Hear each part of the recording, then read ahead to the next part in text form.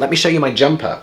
I love this jumper so much. This is not over yet. Oh my god, hey! Welcome back to my stagey YouTube channel. If you're meeting me for the first time, hello! My name is MickeyJo and I am obsessed with all things theatre. I am a professional theatre critic based in the UK, and I'm also a stagey content creator here on YouTube, and I am currently in New York for the very first time, seeing as many Broadway shows as I can and reviewing them for you on YouTube. The other day we went to go and see Parade. This is one we didn't have booked before we landed in New York because it's quite a hot ticket right now, but they are doing rush tickets in person, which is basically like day seating if you're from the UK. So you can queue outside of the box office, and then when it opens, they will let you in and you can buy a limited allocation of on-the-day tickets. So we got some tickets in the mezzanine, that's the American version of a dress circle, and they were just $45 each, which is amazing value, especially for Broadway shows. So today, I'm going to be bringing you all of my thoughts on this new revival of Parade. Where's the playbill? There it is. I'm going to be talking to you about performances, I'm going to be talking to you about direction and creative choices in the show itself and the material. And if you enjoyed today's new video, make sure to subscribe to my YouTube channel so you can see all of the other reviews that I will be posting, including many more from Broadway. If you want to see them before everybody else, I've already posted for my exclusive members a preview of my review for this in my First Impressions series. Then you can join at the link in the description for just £2.99 a month. Okay, so before I give you my full review of Parade, I'm going to very quickly talk to you about another show, and if you like new musicals, stay with me. So today's video is sponsored by the Almeida Theatre and their upcoming production of The Secret Life of Bees. This is a brand new musical that was previously seen off-Broadway in 2019 and is now going to be staged for its UK premiere at the Almeida Theatre. It has an incredible creative team behind it, including the Grammy Award-winning composer Duncan Sheik, who you may know from Spring Awakening, Pulitzer Prize-winning writer Lynn Nottage, and Tony Award-nominated lyricist Susan Birkenhead. Mysterious and wonderful, the secret life of bees, and no matter where they fly, or what sorrows they must bear. The show is based on the best-selling novel of the same name and follows the characters Rosaline and Lily, who, from what I can tell, are not themselves bees, but they do find salvation on a remote honeybee farm, having escaped their small town together. And the great thing about this is that tickets are available from just £10, with discounts as well for anyone under 30, as well as anyone identifying as deaf or disabled. The secret life of bees.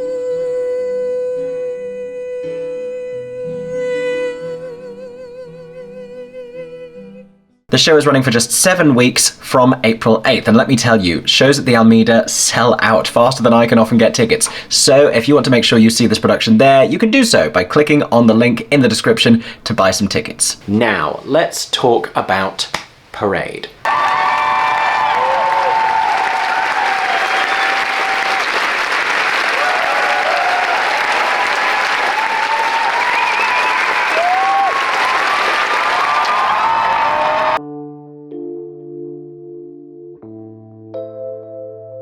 So Parade is a musical based on a real-life miscarriage of justice rooted in anti-Semitism and racism. It was co-conceived by the legendary director Harold Prince, and it has a score by Jason Robert Brown, the amazing contemporary composer Jason Robert Brown, and a book by Alfred Uhry. This production specifically has had a really interesting life because it started life at something called New York City Center Encores. And Encores is an annual season that platforms semi-staged concert productions of allegedly less frequently produced musicals. The now long-running production of Chicago actually started life as an Encores show. But when this production arrived at City Center in a reasonably staged version with the casting of Ben Platt and Micaela Diamond, it had Broadway transfer written all over it, and that is exactly what happened. It is now playing at the Bernard B. Jacobs Theatre on Broadway, and it has become one of the hot tickets of the season. So I want to talk briefly about the writing. So this is a historical story that theatricalizes harrowing real events and the real characters that were part of this very real trial and this miscarriage of justice, and it centers on the relationship between the victim of all of this, Leo Frank, and his wife. But there's also a rich cast of supporting characters portraying all different political ideologies and cultural backgrounds. It's a really interesting show for exploring this one event, and I think the whole thing was just very well conceived. It's a very strong concept. Artistically speaking, this might be my favourite Jason Robert Brown score. There's songs like this that are so moving and sweeping and profound. And The Old Red Hills of Home is one of those beautiful songs that feels so uplifting and triumphant and has this subversive underlying idea to it as well. It's incredibly clever writing from him. I do think it's probably his masterpiece. That or Bridges of Madison County, and you can't make me choose. I shan't choose. So, what do I think of this revival of the show specifically? Let's find out.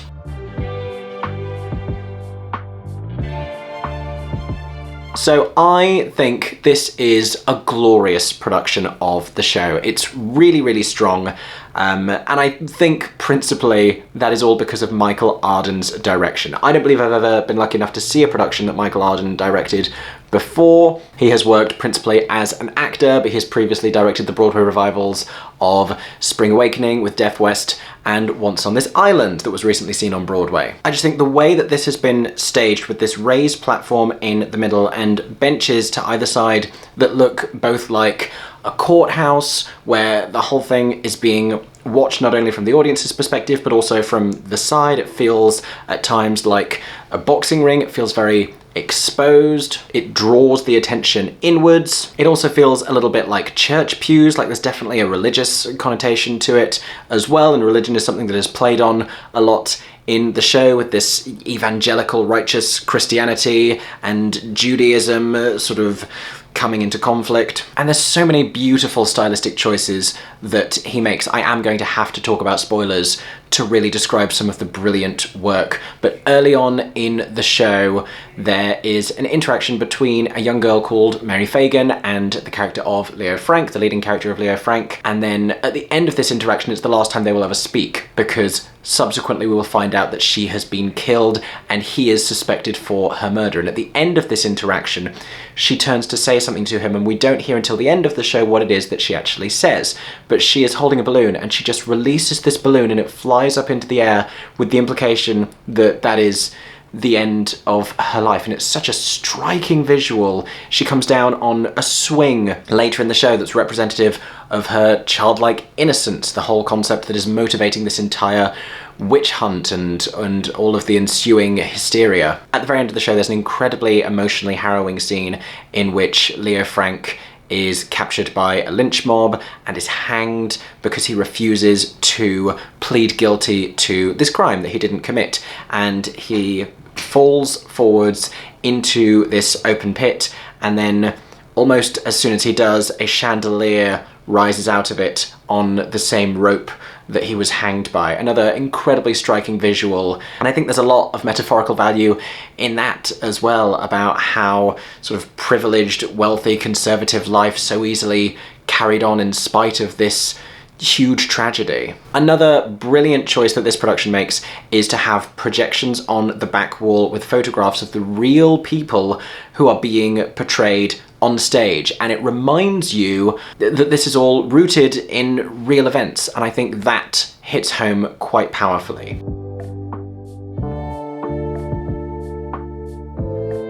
My only issue with this production, though it is something of a sizable one, is I think all of these stylistic choices deliberately keep you at arm's length from the emotional intensity of the show. And if this resonates with you culturally, then it's probably a very different experience and it's probably emotionally overwhelming. But Leo Frank is quite a stoic and withdrawn character. He gets a whole song about it, and he is not forthcoming with his emotions. Even when he is being hanged at the end of the show, he is not exasperatedly, hysterically upset. He's quite detached from this, and I feel like that detaches us as well as an audience, at least for me. That scene in particular, I feel like ought to have a much, much, much stronger emotional punch. I think it still does hit you, but it could floor you, and I think if he were to be more devastated by it, if we had a little bit more intensity in the staging, the lighting, it just didn't feel like it had the urgency or the threat or the menace or the fear that it needed to. That's an awful scene to stage, and it felt like it got lost in the script and the negotiations between them all and the words of it all, rather than the feeling and the emotional intensity. Similarly, in some of the earlier moments of the show, I just think some of the stylistic choices, because from the release of the balloon, we gather that we're not going to see blood, as it were. Not that you would actually see blood, but you get what I mean. We're not going to see the literal impact of all of these things. It's going to be implied and it's going to be created stylistically. And I feel like it's just a sense of emotional detachment from the actual subject matter. And that, I think, diminished the extent to which I could feel completely emotionally involved. It looked stunning, a creative marvel, but it wasn't the complete knockout gut punch I think it has the capability to be.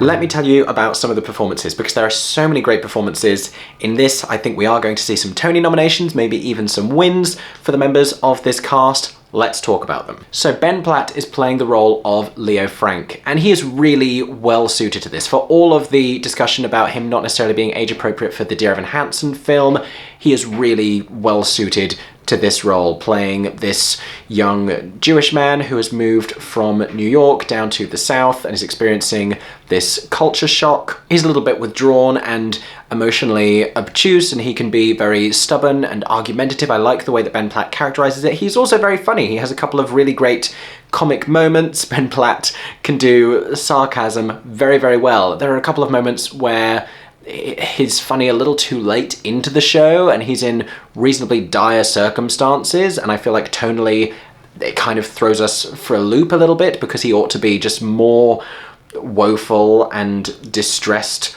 than making flippant one-liners. And I get that it's like gallows humor, literally, but I don't know, they put me in a weird place in that scene. I do also love his voice on this. I mean, it's a delicious vocal, always from Ben Platt.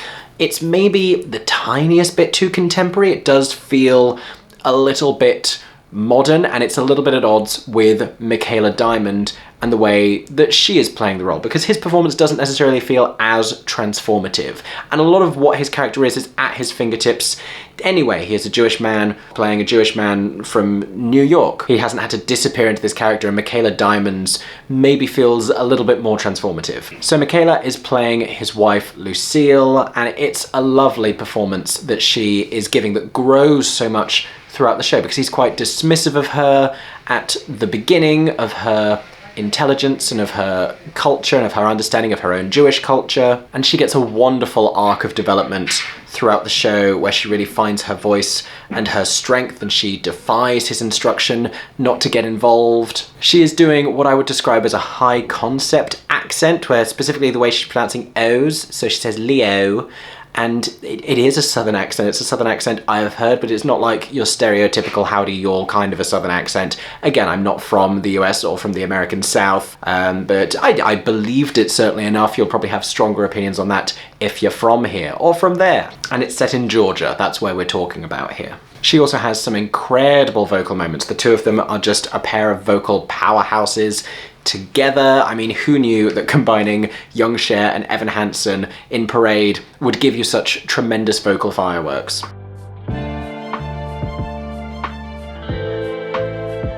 We also have to talk about the supporting cast. One of my favourite things about this production is all of these members of the supporting cast get a brilliant moment to shine, and there's such rich material for the supporting members of this company. So Alex Joseph Grayson plays Jim Conley. He is a character who falsely testifies against Leo Frank. He gets some really interesting material. He gets some really big sings, and is definitely giving one of the highlight performances of the supporting cast. It's a very nuanced performance, and it's an intriguing one. And I also just feel like it's such a rich character, and it has so many more dimensions to it than the roles usually afforded to a black man who is falsely imprisoned during stories about racism. Like, he is allowed the capacity for indignance and deceit. Similarly, one of the principal antagonists of this story is the prosecuting attorney Hugh Dorsey, played by Paul Nolan. I think Paul gives a tremendous performance. He is animalistic and brutal and cold and cunning and everything we love about courtroom dramas, Paul Nolan brings to the stage in Parade. On the other side of that, we have Sean Allen Krill playing the ultimately benevolent governor.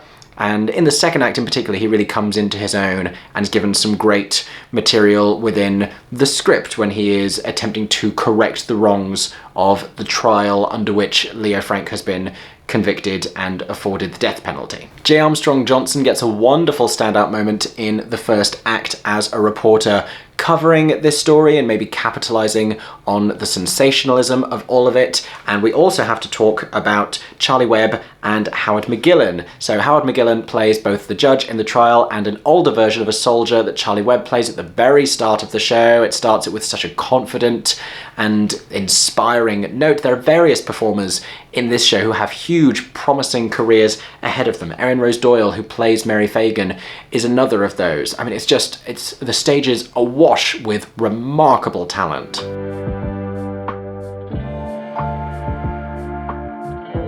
Let me tell you about the standout moments of the show. So I think I'm wearing it. I think definitely the song that my jumper is referencing, This Is Not Over Yet. You have Ben Platt at the height of his abilities and Micaela Diamond at the height of her abilities, contending with each other. The way that it's staged by Michael Arden, the way that they each perform it, and the writing of the song all come together to create this glorious musical theatre moment. It is just fantastic. And the follow-up to that is their late Act 2 duet of the song All the Wasted Time, which is another beautiful Jason Robert Brown song. Musically, I think only matched in this show by the Old Red Hills of Home that we hear at the beginning and at the end of the show. But it's something about these two together. It's such a wonderful piece of casting, and the initially awkward dynamics of their relationship, we completely buy into that, of them being this sort of odd couple with this frosty love between them, and then we so buy the warmth of their subsequent emotional reunion by the end of the show, and it makes for a wonderful duet. But there are great moments throughout. There are chilling moments and spine-tingling and blistering parts of this show. It keeps you on edge and emotionally invested, and it's utterly captivating. It's really, really just compellingly well put together. So those have been my thoughts on Parade on Broadway. I hope and pray that this production may somehow find its way to London, because I know that so many UK-based theatregoers who watch these videos are very interested in this show. I know a cast recording is coming out. It's probably already come out by the time that you're seeing this video, so that's very exciting. But those have been my thoughts on the show. If you have been lucky enough to see this, either in the Encore's concert version or subsequently now that it's on Broadway, let me know what you thought about the show in the comments section down below. Thank you so much for watching today's video. I hope you enjoyed. If you did, make sure to subscribe to my Stagey YouTube channel. There are many more Broadway reviews coming, don't you worry, as well as reviews of lots of shows in the West End. I hope that everyone is staying safe and that you have a stagey day.